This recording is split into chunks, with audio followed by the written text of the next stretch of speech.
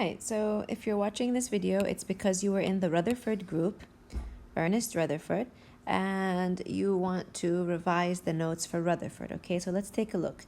So here it starts off the notes by showing you J.J. Thomson. Okay, this is not for you. This is for the J.J. Thomson group.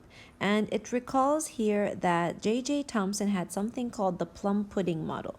Take a look at this model here. You see this picture? This is actually what they thought the atom looked like. And they call this the plum pudding model because it looks like pudding. And he thought that you had this big round circle and there were these negative electrons everywhere like this. That's the plum pudding model. That was the discovery of Thomson. Now, Rutherford did an experiment. It's called the gold foil experiment. Okay, you need to know that. Rutherford did an experiment. It's called the gold foil experiment. Let's take a look at his experiment. Now, this here is a radioactive source, okay, in a box. And what it did was it shot out like some kind of alpha particles, like a laser, alpha particles, okay, and they hit this piece of gold. So the alpha particles hit this piece of gold. Now, this piece of gold, it's made up of lots of atoms inside, okay? And what he thought would happen is that the alpha particle or the ray or the laser will go directly inside like this. He thought it will do like this, like this, like this. He thought it will go straight because they did not know there is something inside the atom.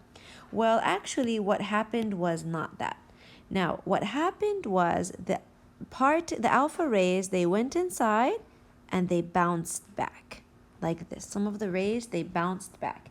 And you can see here in the picture, you can see some of the rays, they are going inside, but some of the rays, they are coming back. Do you see that? And this ray is going this way. Now, what happened was the ray was hitting something inside. What's inside the atom? Okay, in the very middle of the atom, there is something hard. This something is called the nucleus. So Rutherford was actually the scientist who discovered that there is a nucleus. So this is a huge discovery. So this is the gold foil experiment, and he used it and he discovered the nucleus. All right. Now, take a look at this picture here. This is the plum pudding model.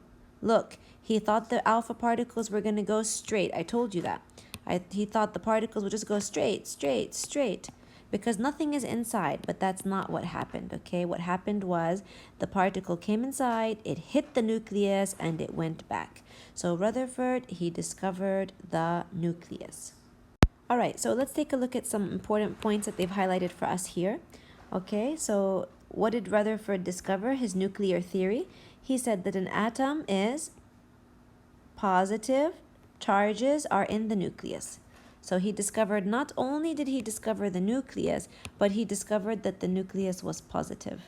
Okay, so I'm just going to draw like this an atom. So he discovered that there was a hard positive nucleus. He also discovered, and he said that most of the atom is empty.